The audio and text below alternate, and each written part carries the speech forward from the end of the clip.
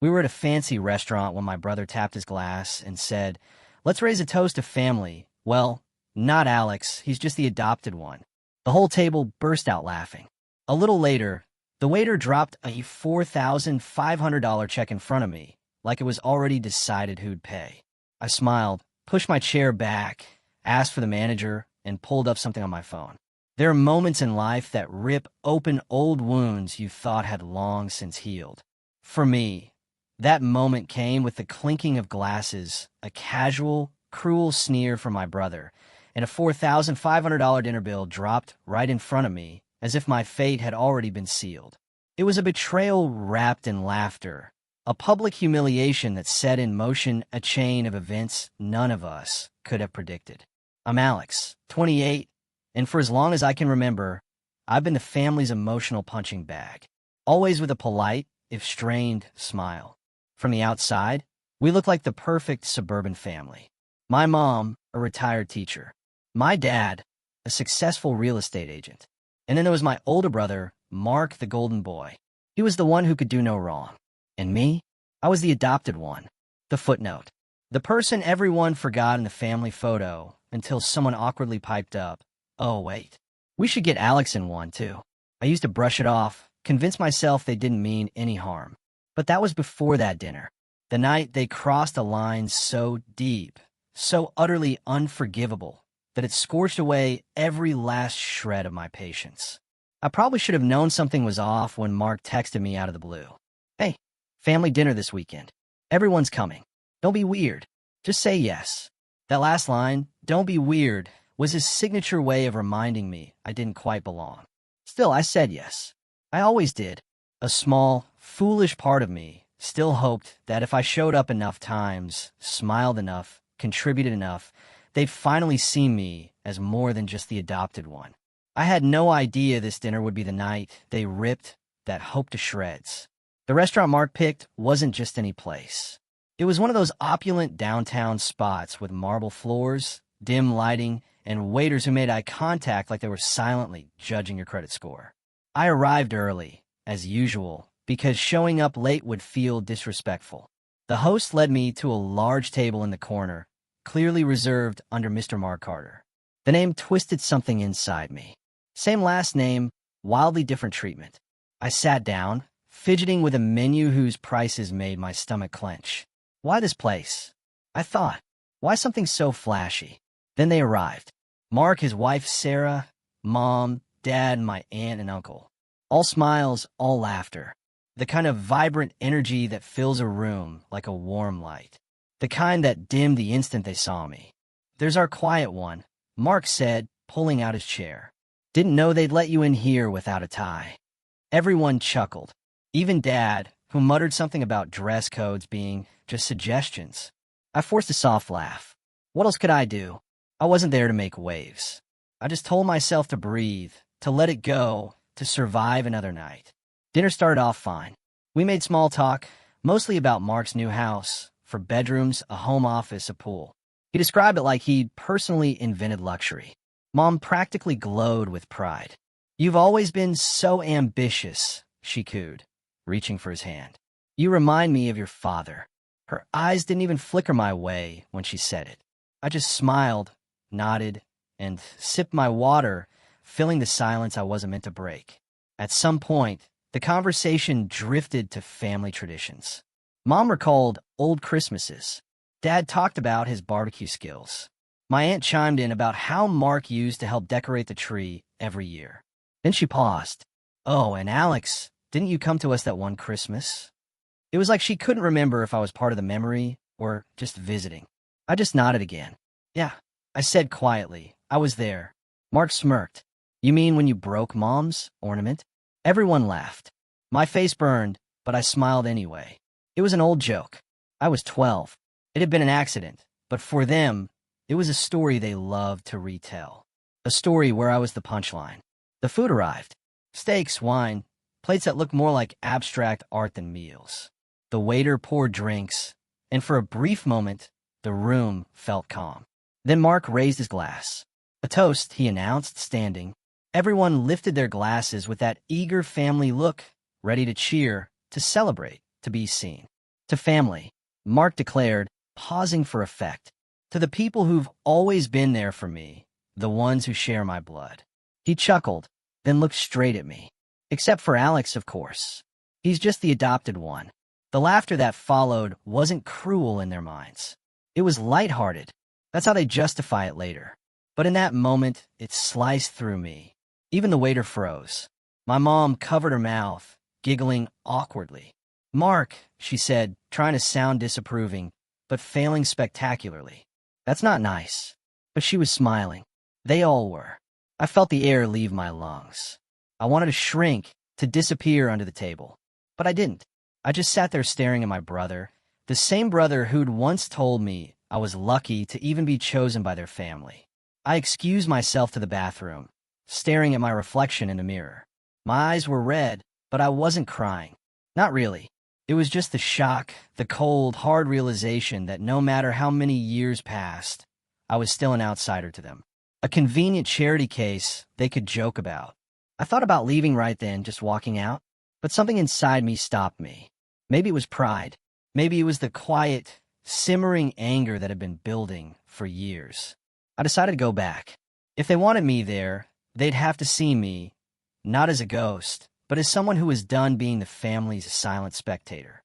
When I got back, the check had arrived. The waiter stood beside the table, holding the black leather folder. "Will that be together or separate?" he asked politely. Mark smiled and gestured toward me.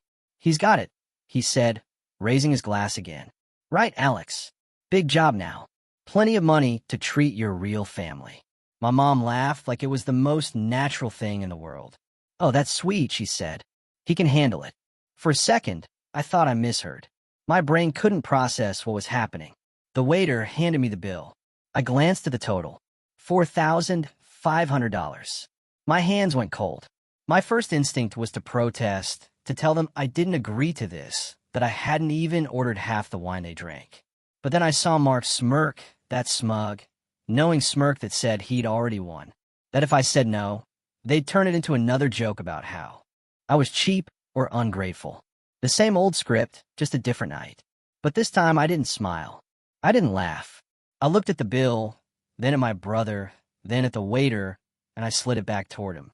"Try my brother's card," I said calmly. He booked the table under his name. The color drained from Mark's face. "Alex," he said slowly, his tone suddenly sharp. "That's not funny." The waiter looked uncertain, glancing between us. "Sir," he said to Mark, "the reservation was under your name, correct?" Mark hesitated, then nodded. The room grew quiet. Even Mom's smile faltered. "It was just a joke," Mark said quickly. "We were joking." The waiter looked confused, unsure whether to step back or press the issue. Before anyone could say another word, the restaurant manager, a tall man in a black suit, appeared from across the room, clearly sensing tension. "Is there a problem here?" he asked in a measured tone. And that's when the table finally went silent. Every eye was on me. My heart pounded, but I stayed calm. Mark looked at me, panic flickering in his eyes for the first time. Mom whispered something under her breath. The manager folded his arms, and I realized this was the first time in my life that I wasn't the one shrinking. That was the moment everything started to unravel. The manager's voice was calm, but it had that undertone of authority that instantly shifts the air in a room. He stood there, hands clasped, looking from me to Mark to the waiter like a referee about to make a call. "Is there an issue with the bill?" he asked, his tone professional, but edged with mild impatience. The restaurant had grown quieter. You could feel eyes from nearby tables flicking in our direction, catching bits of the tension like static in the air. Mark's confident grin faltered. "No issue," he said quickly, trying to smooth it over. "Just a misunderstanding." He chuckled awkwardly, glancing at me as though I'd play along and laugh it off too. But I didn't. I just sat there calm, steady, almost too quiet. My heart was hammering in my chest. But outwardly, I looked like someone who'd finally stopped being afraid of the noise. The manager raised an eyebrow. "A misunderstanding." "Yes." Mom jumped in, her voice light. "Too cheerful. My boys just like to joke, don't they?" She gave a tight laugh, her eyes darting between us like she was trying to telepathically order me to drop it. "Family humor. You know how it is." The waiter looked unsure. He still held the bill, clearly uncomfortable.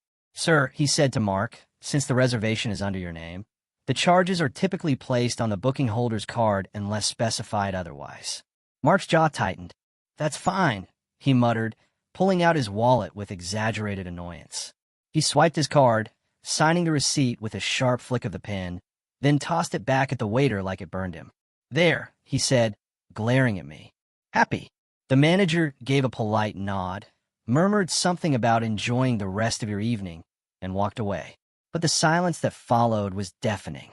You could hear the faint clatter of dishes from another table, a laugh from somewhere across the room. But at our table, there was only tension, thick, suffocating.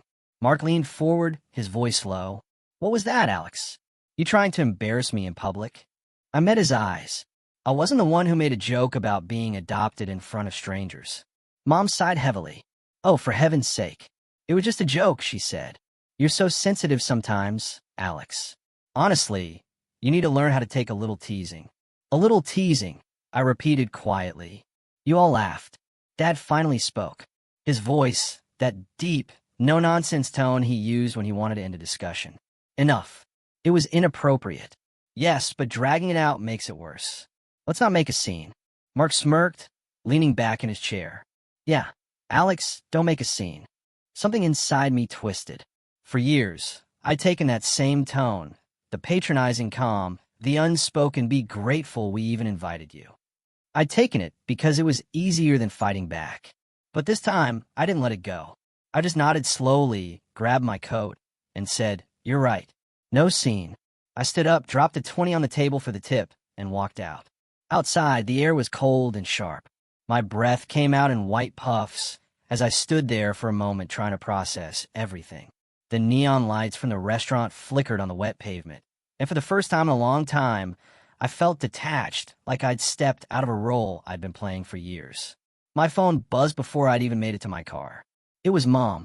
I stared at the screen for a second before answering. "Alex, what was that about?" she said, her tone sharp now, the fake warmth gone. What about?" I asked, my voice flat. "Don't play dumb," she snapped. "Mark was just trying to include you, and you made a big scene. You humiliated your brother in front of everyone." I let out a bitter laugh. "He humiliated me, Mom, in front of the whole restaurant. But sure, let's protect Mark's feelings." She paused. I could hear her sigh, the kind she used when she was tired of me not falling in line. "You've always taken things too personally. You should have let it go. Mark didn't mean it. He's just joking when he says things like that." I didn't respond because what was there to say? I'd been hearing the same thing my entire life. Asterisk, Mark didn't mean it. Mark was just teasing. Mark was under pressure. Asterisk, and I was always the one expected to understand. That night, I sat in my car for nearly half an hour before starting it. I watched families walking past, laughing, talking, taking photos together. It hit me how foreign that felt. Being part of something genuine, something where everyone was seen. In my family, love was a performance, and I was the understudy. Over the next few days, the family group chat buzzed nonstop. Mark sent a message first. "Hope everyone enjoyed dinner, except Alex, apparently." He added a laughing emoji. My aunt responded with, "Boys will be boys." And Mom chimed in with, "Let's move on, please." Nobody asked if I was okay. Nobody mentioned the toast. A week later, Mom called me again. "We're doing a family barbecue next weekend," she said, "at Mark's place. You're coming, right?" I hesitated. "I don't know, Mom." Her tone softened immediately, like she was switching masks. "Alex, please don't make this into something bigger than it is. You know how much it means to your father to have everyone together." I almost said no, but then I thought about the way Mark looked when the manager approached. The way his confidence cracked for just a second. There was something satisfying about that. And maybe, just maybe, I wanted to see how far they'd go if I kept showing up. So I said, "Sure, I'll come."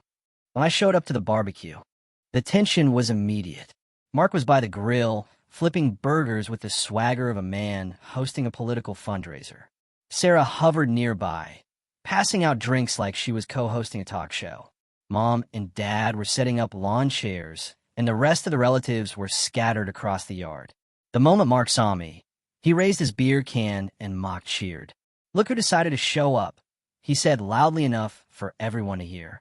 Don't worry, folks. Alex is not paying for this one. The laughter that followed wasn't as loud as before. A few people exchanged awkward looks. Maybe word of the restaurant scene had gotten around, but Mom still laughed. "Oh, stop it," she said, swatting Mark's arm. "You boys and your jokes." I smiled tightly. "Yeah, jokes." Mark grinned.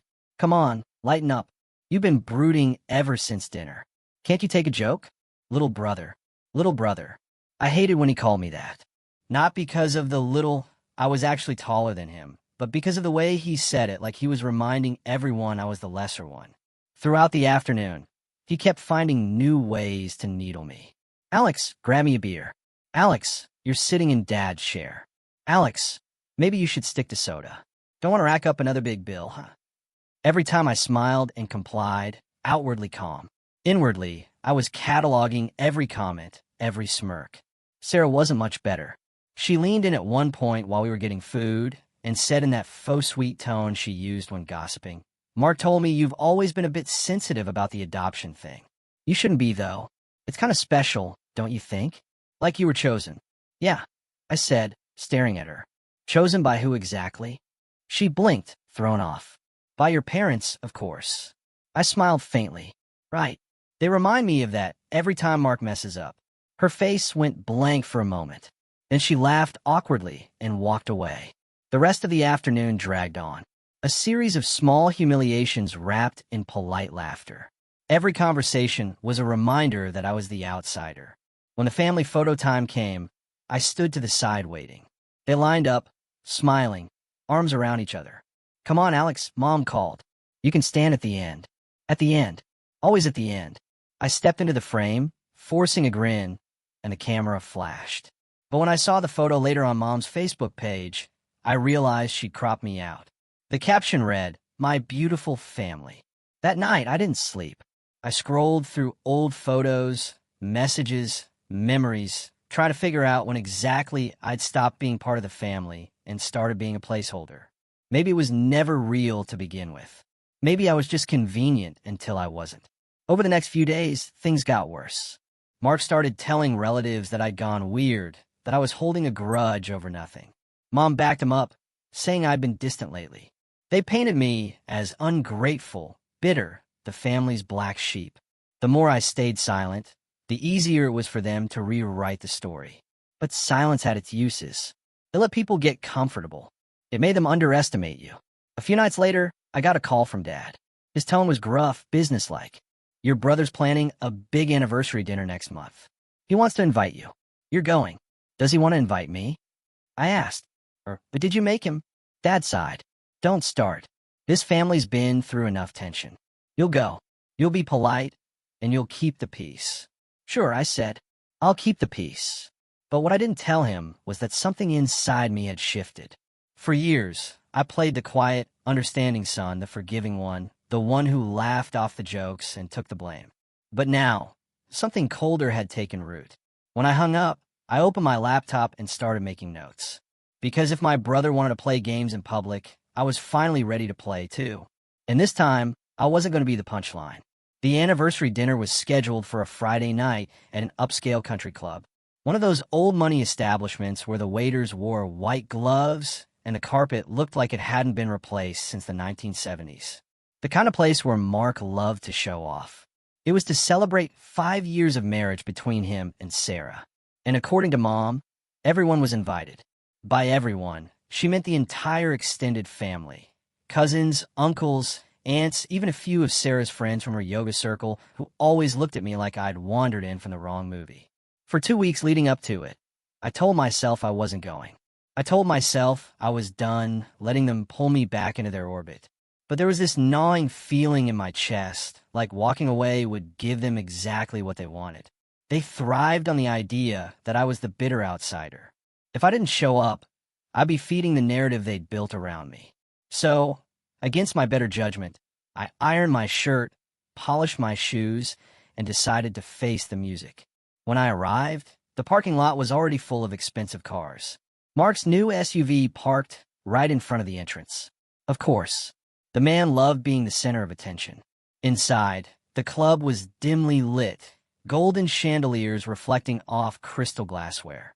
I could hear the faint murmur of laughter and clinking glasses before I even turned the corner into the main room. "Alex!" Mom exclaimed, standing up from her seat as if she hadn't spent the past few months making excuses for Mark's behavior. "You made it." She hugged me briefly, the kind of hug that felt more for show than affection. "You look nice, dear. Sit. Sit." Mark was at the head of the long table, wearing a navy blazer and his usual grin, the kind that looked practiced. "Well, look who decided to join the living," he said. "I was starting to think you'd cut us off completely." "Wouldn't want to miss the show," I said, smiling. Sarah beamed, clearly oblivious to the tension simmering under the surface. "We're just glad you're here," she said sweetly, though her eyes flicked toward Mark as if seeking approval for even that sentence. I sat down across from Mom and Dad. The table was set with place cards, candles, and menus printed on cream paper. Everyone looked picture perfect. It felt surreal, like a staged reunion for a reality show that had been canceled years ago. As the evening wore on, I did my best to blend in. I smiled when people talked, nodded when they told stories, and even laughed when my uncle made one of his trademark dad jokes. I kept my guard up but stayed calm. It was easier than I thought, until Mark stood up with a glass in his hand. He tapped his fork against it lightly. "Everyone," he said, "I just want to thank you all for coming tonight to celebrate 5 incredible years with my amazing wife." He wrapped his arm around Sarah's waist, pulling her close. "She's my rock, my partner, my better half. I wouldn't be the man I am today without her." Everyone applauded. I clapped too, half-heartedly. Mark continued, "I also want to thank my parents for everything they've done for us over the years. You guys have always been there, helping us with the house, with the kids, with, well, everything." Mom smiled, tears in her eyes. "Oh, sweetheart." "Yeah," Mark said with a wink. "Even helping me out financially when times got rough last year. I don't know what I'd do without you guys." I froze. Mom and Dad exchanged a quick glance. The kind of silent communication that meant there was truth to what he said, but something about it didn't add up. Mark was not the kind of person to admit needing help. He'd rather drown than ask for a life jacket. I leaned in slightly. "What kind of help?" I asked, keeping my tone casual. Mark smirked. "Oh, just some support for a new investment I made. You know how it is. Big dreams take big risks." Dad cleared his throat. "It's not something we need to discuss tonight," he said, his voice firm. Mark raised an eyebrow. "Why not? Everyone should know how much you've done for me." Mom and Dad were generous enough to give me part of their savings, so I could put a down payment on a new property. Kind of amazing, right? The table murmured in approval. Mom smiled tightly, her hand twitching near her wine glass. "It was a family decision," she said softly. "Wait," I said. "A family decision?" Mark looked at me, amused. "Yeah, Mom and Dad said it was the right thing to do. I mean, it's not like anyone else in the family needed it." The words hung in the air like smoke. I felt my stomach drop. Mom sighed. "Alex," she said quietly, "we didn't think you'd mind. Mark's been working so hard to provide for his family, and I cut her off. You gave him money from your savings." "How much?" Dad's jaw clenched. "Alex, this isn't the time." "No," I said, my voice steady. "If we're making toasts about it, I think it's exactly the time." Mark laughed, raising his hands in mock surrender. "Relax, man. It's not a big deal." "Not a big deal," I repeated. "You took money from our parents' retirement fund." Mom flinched. "It wasn't that much." "How much, Mom?" She hesitated. "Just $40,000. The room went silent. Someone coughed. Sarah shifted uncomfortably, her smile fading. I stared at her, then at Mark. "You took $40,000, and you didn't think to tell me?" Dad frowned. "Alex, you're not in a position to question what we do with our money. You've always been independent. You've made your own way. Mark needed help, and we were able to give it." I felt something inside me snap. "You're right," I said quietly. "I've been independent because I had to be, because no one ever offered me help." Mom's voice trembled. "Don't turn this into a competition, please. You've always had everything you needed." "Everything I needed," I repeated, trying not to laugh. "Do you mean the beat-up car I had to fix myself because you said you couldn't justify buying me one? Or how about the time I got into college, and you told me you'd already spent enough on Mark's tuition?" "Yeah, I remember all the generosity." Mark rolled his eyes. "Oh, come on. You're seriously bringing that up now?" You've always had a chip on your shoulder, man. It's not my fault you can't let go of the past. I looked at him, my pulse pounding. You're right. It's not your fault. It's mine for thinking I was ever part of this family. The words hit the table like a hammer. No one spoke. For a long moment, all I could hear was the faint hum of conversation from other tables and the sound of my own breathing. Mark shrugged. You're overreacting, he said finally. Mom and Dad helped me because they trust me. You just waste the money. Waste it, I said slowly. You mean like how you wasted the money they gave you for that business venture in 2019, or the time you borrowed Dad's car and crashed it, then blamed me? Mom gasped softly. Alex, don't bring that up. Why not? I asked. It's part of the same story, isn't it? Mark messes up, and everyone scrambles to protect him. I make one complaint, and I'm ungrateful. Mark stood up, his expression tightening. You're making a fool of yourself. No, I said, rising. You did that for me years ago. He opened his mouth to respond, but before he could, the club manager appeared, different from the restaurant manager weeks ago, but with the same look of polite alarm on his face. Is everything all right here? Fine, Mark said quickly, forcing a smile. Just a family discussion. I glanced around the table. Nobody met my eyes. Mom was staring down at her plate. Dad was rubbing his temples. Sarah was biting her lip, clearly wishing she could vanish. I took a step back. You know what? I said, enjoy your dinner. I turned and walked out before anyone could stop me. As soon as I reached the parking lot, I finally let the emotion hit me. Anger, disbelief, hurt, all of it rolled through me like a wave. It wasn't just about the money. It was about the realization that I was never considered equal. Not even close. When I got home, I poured myself a glass of water and sat at my kitchen table, staring at nothing. I thought about all the times I tried to earn their respect, their approval. All the years I'd laughed at jokes that cut me, smiled through birthdays that felt hollow, attended dinners where I was the invisible guest. Then my phone buzzed. It was a text from Mark. You seriously embarrass yourself tonight.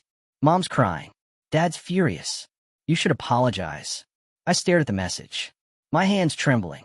Then slowly I smiled. Not the bitter kind, the quiet, dangerous kind. The kind that comes when something finally breaks free inside you. Because at that moment, I knew one thing for certain. This wasn't over. Not even close. The days that followed that dinner felt like living inside a fog. Everything looked normal from the outside. Work, morning coffee, the same quiet apartment. But inside, I felt gutted. I didn't realize how much hope I'd been holding on to until it was gone. That small, pathetic belief that maybe one day I'd finally be treated like family. But after that night, something inside me just shut off. Mom called the next morning. Her tone was clipped, rehearsed. Alex, she said, we need to talk about your behavior last night. My behavior? I asked, staring blankly at the wall. Yes, she said sharply. You humiliated your brother in front of everyone. You know how many people were there?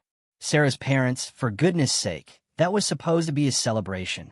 I let out a low laugh. You mean the part where I found out you gave him $40,000 behind my back? She went silent for a moment. We didn't give him anything. It's a loan. I said. And when exactly is he paying it back? Alex, please don't be petty, she said, her voice tightening. Mark has a family to take care of.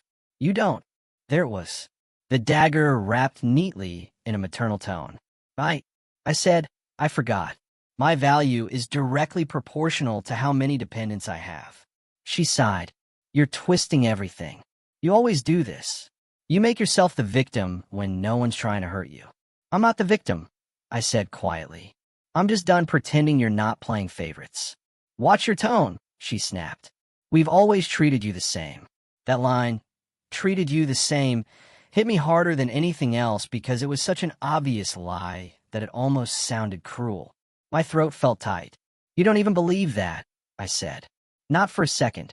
Goodbye, Alex. She said, call me when you've calmed down. And just like that, she hung up. I stared at my phone for a long time, waiting for it to ring again. It didn't. That was the day I realized something had shifted for good. I wasn't angry anymore. Not in that fiery, explosive way. I was just hollow. I stopped reaching out, stopped replying to the group chat, stopped trying. But that's the thing about silence. It makes people uncomfortable. Within a week, Mark texted me, "You really think you're proving a point by ghosting everyone?" I ignored it. A few hours later, another message. "Mom's upset. She says you're acting immature." Still ignored it. Then a third. "Fine. Be a baby. You always were." I blocked his number after that. For the first time in my life, I went completely no contact with my family. No calls, no visits, no birthday texts, nothing. The first few days felt strange, like a detox. But by the second week, I started to feel lighter. I could breathe again without waiting for the next guilt trip. I threw myself into work, stayed late at the office, went for long runs in the evening just to keep my mind occupied. But the quiet hours, those were the hardest. That's when the memories crept back in. I remember being 13 and hearing Mark tell one of his friends, "Yeah, my parents adopted him when they couldn't have more kids. He's basically charity." I remember Mom saying, "You have to understand Mark's under a lot of pressure, sweetheart," every time he said something cruel. I'd remember birthdays where my cake was store-bought and his was custom. Or the Christmas when they gave him a new watch and me a sweater that was on sale. I brushed all of that off back then, convincing myself it didn't matter. But sitting alone in my apartment, I realized it did. Every moment of it had been building toward this quiet, painful clarity. 2 months passed before I heard from them again. I was at work, typing out an email when my phone buzzed. It was Dad. I almost didn't answer, but curiosity got the better of me. "Hey," I said flatly. "Alex," he said, his voice stiff. "You've ignored your mother for weeks. What's going on? What's going on?" I repeated slowly. "Is that I'm tired." "Tired of what?" he demanded. "Tired of pretending everything's fine," I said. "Tired of acting like I haven't noticed the way you all treat me." He let out a frustrated sigh. "You're being dramatic. Families fight. It's normal." "Normal?" I said, my voice tightening. "Dad, you gave my brother $40,000 and told me I should be happy for him. That's not normal." "I didn't tell you to be happy," he said defensively. "I told you to be understanding. You're single. You have no dependents, and you've got a steady job. Mark's carrying more responsibility than you. You could have been more supportive." There was again the logic that always seemed to justify his choices. "Supportive?" I said, almost laughing. "You want me to support the person who's humiliated me in public twice in 1 month?" He didn't answer for a long time. When he finally spoke, his voice had softened. "You've always been sensitive, Alex. I'm sorry you feel slighted, but that's just how families work. You can't keep score." I wanted to scream, but I didn't, because in that moment, I realized something. He wasn't capable of seeing it. None of them were. They didn't think they were wrong. They genuinely believed I was the problem. That realization hit harder than anything else, because how do you fight something that deep? After that call, I stopped answering completely. Weeks passed, then months. The holidays came and went. I spent Christmas alone for the first time, eating takeout while it snowed outside my apartment. It should have felt depressing, but it didn't. It felt peaceful, quiet, honest. Still, there was this ache I couldn't shake. That tiny, stubborn part of me that wanted closure, that wanted them to call and say we were wrong. But they never did. In early spring, I ran into one of my cousins, Chloe, at a coffee shop downtown. She froze when she saw me.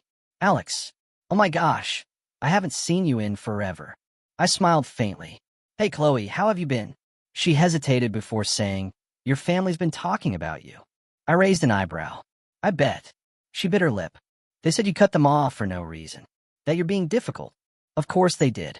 "I don't believe it," she said quickly. "I was at that dinner, Alex. I saw how uncomfortable you looked.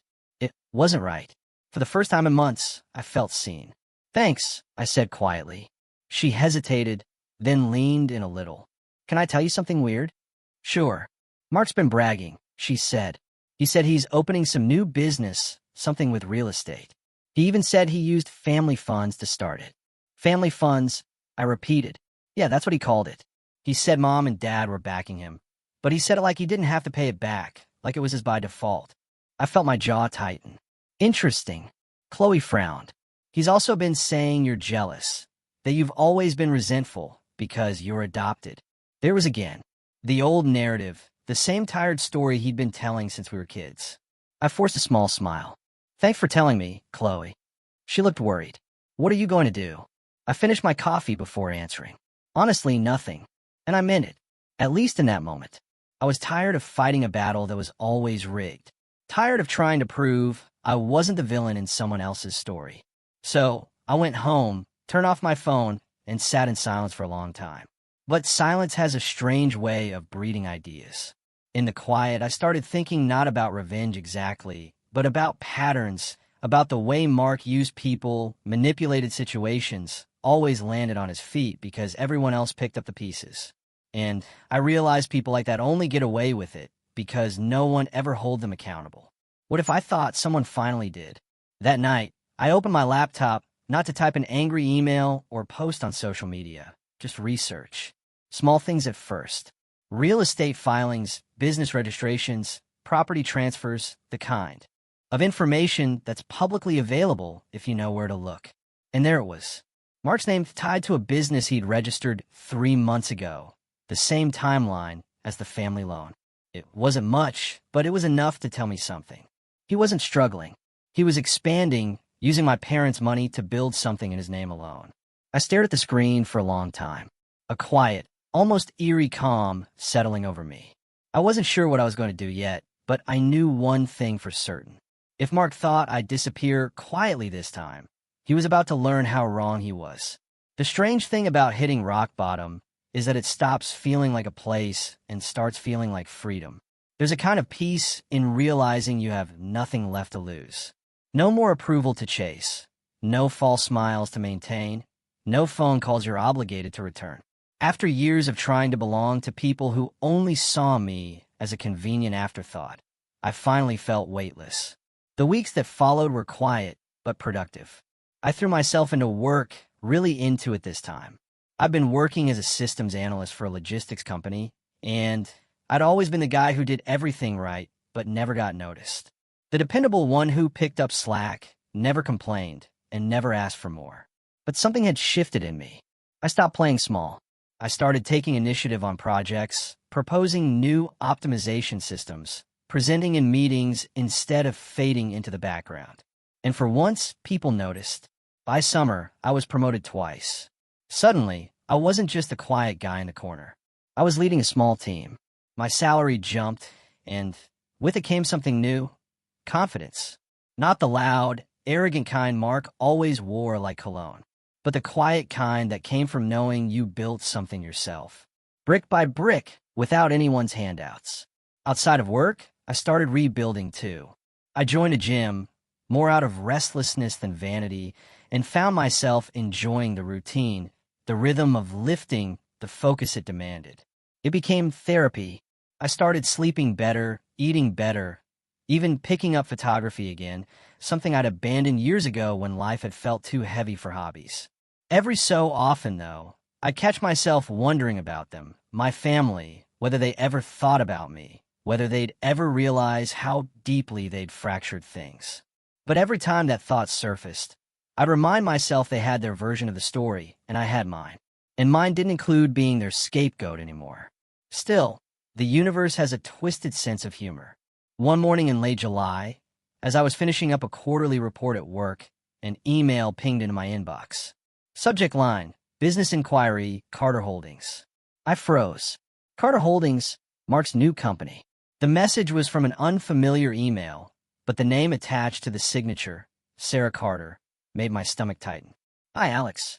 Hope you're doing well. Mark mentioned that your company works with logistics systems, and we're currently exploring new vendors for our real estate expansion. I know things have been a bit tense, but I told him we should reach out to you professionally. If you're open to it, we'd love to schedule a consultation to discuss a potential partnership. Sarah. I stared at the email for a long time, torn between disbelief and something darker: amusement. After all the humiliation, after the jokes, after the money they siphoned from our parents, he was now indirectly asking me for help. I took a deep breath, leaned back in my chair, and laughed quietly to myself. The irony was delicious. I didn't respond right away. I waited a few days, long enough to let the anticipation stew on their end. When I finally replied, my tone was perfectly professional. Hi, Sarah. Thanks for reaching out. Happy to discuss possibilities. I'm currently managing several accounts, but I can fit in a consultation next week. Please have Mark send over your business documentation and current logistic structure beforehand, so I can review. Best, Alex. No emotion, no personal touch, just business. The next day, a thick folder arrived in my inbox. Financial reports, supplier lists, the works. I opened it out of curiosity, expecting to skim through, but what I found stopped me cold. Buried in the spreadsheets were transactions that didn't add up. Large recurring withdrawals labeled as consulting fees, all routed to a private account under Mark's name. The amounts were too consistent, too deliberate to be accidental. It looked like he was moving company funds into his personal account. Classic financial skimming. It didn't take long to confirm it. A quick public search showed that Carter Holdings had already missed a few payments to contractors, and there were online complaints about delayed invoices. Mark's company wasn't thriving. It was crumbling, and fast. And now he needed me. For the first time in years, I wasn't the one on the defensive. I had the leverage. I didn't even need to use it. Just knowing I had it was enough to shift the power dynamic completely. I met with Sarah and Mark the following week at a downtown cafe. The moment I walked in, I could feel the tension. Mark looked uncomfortable in a way I'd never seen before. Stiff posture, fake smile, eyes darting around the room like he was afraid someone would overhear. "Alex," he said, forcing a grin. "Man, it's been a while. You look good." "Thanks," I said evenly. "You too." Sarah jumped in quickly. "We're so glad you could meet. Mark's been raving about how much your company has grown." I turned to her, smiling politely. "That's nice of him. I didn't realize he followed my career." Mark cleared his throat. "Well, I try to keep tabs on everyone." "Of course you do," I said. We talked business for a while. Or rather, they talked, and I listened. Mark used buzzwords he clearly didn't understand. Scalability, operational synergy, trying to sound like the expert in the room. But the more he spoke, the more it became clear how deep he was in over his head. After an hour, Sarah leaned forward. "So what do you think? Would your company be able to handle our logistics?" I folded my hands on the table. "That depends," I said, "on whether your company's stable enough to handle ours." Mark frowned. "What's that supposed to mean?" I slid my tablet across the table, opened to one of the documents they'd sent me. "Your financials show recurring discrepancies. Money moving from business accounts to a personal one. Yours." His face went pale. That's just internal transfers. You wouldn't understand the structure." "Try me," I said quietly. For a long moment, he didn't speak. Then defensively, "You have no right to accuse me of anything." "I didn't accuse you," I said. "I just asked for clarification." Sarah looked confused. "Mark, what is he talking about?" He shot her a look, but she didn't back down. I leaned back, calm as ever. "I'm not interested in getting involved with a company that might be under financial investigation in 6 months. It's bad optics for us. I wish you both the best, though." I stood up, gathered my things, and left before they could respond. As I walked out, I caught Mark's reflection in the cafe window. His expression twisted in panic. His composure cracked wide open. For the first time in my life, he looked small. After that meeting, things moved quickly. Word started spreading through the business community that Carter Holdings was struggling. Contractors were pulling out. Vendors were demanding payment up front, and a few of his investors were starting to talk about legal action. I hadn't said a word, but I didn't have to. The truth was already loud enough on its own. Meanwhile, my life was thriving. Work was booming. My team had just landed a major client, and my boss started hinting about grooming me for a director position. I bought a small condo on the edge of the city, a place that finally felt like mine. No hand-me-down furniture, no guilt attached to it, just peace. And yet, as much as I tried to focus on the good, part of me couldn't stop watching the slow unraveling of Mark's empire. It wasn't out of spite. Not really. It was fascination, seeing how fragile arrogance looked when stripped of support. Then one evening, out of nowhere, I got a text from Sarah. "Can we talk, please? It's important." I hesitated before replying. "About what?" "Mark's in trouble. Real trouble. He won't listen to me. I think you're the only one he might actually listen to." I stared at the message, unsure how to feel. The irony wasn't lost on me. The same people who'd laughed at me in restaurants and used my parents' money behind my back now needed me to fix what they'd broken. I didn't answer that night. I poured myself a drink, sat on my balcony, and watched the city lights flicker below. I thought about all the times I'd sat in my car after family dinners, replaying cruel jokes in my head, wondering what was wrong with me. And now here I was content, successful, free. And for the first time, they were the ones drowning. It should have felt vindicating, and it did. But beneath the satisfaction was something deeper, a quiet sense of clarity. I finally understood that power wasn't about control or revenge. It was about freedom. The freedom to walk away, to live without needing their approval, to let them choke on the silence they once demanded from me. Still, something told me this wasn't the end. I didn't know it yet, but Mark's downfall was about to drag everyone into it, including me. I didn't reply to Sarah's message that night, but I couldn't stop thinking about it. There was a time when I'd have dropped everything to help, when I still believed family meant something sacred. But now I'd seen what family meant to them. It was a hierarchy, a system built on convenience, guilt, and control. And I was done playing at the bottom. Still, curiosity got the better of me. The next morning, I did a quick search. Carter Holdings News. The first headline stopped me cold. Local developer accused of misusing investor funds. The article was short but brutal. Mark's company was under audit for suspicious transfers and missing investor payments. The investigation was still ongoing, but the damage was already done. Clients were backing out. Investors were lawyering up, and his name was being dragged through the mud. I should have felt pity, but I didn't. What I felt was opportunity. That afternoon, Sarah called. I let it ring twice before picking up. "Alex," she said, her voice shaking slightly. "Thank you for answering. Please, just hear me out.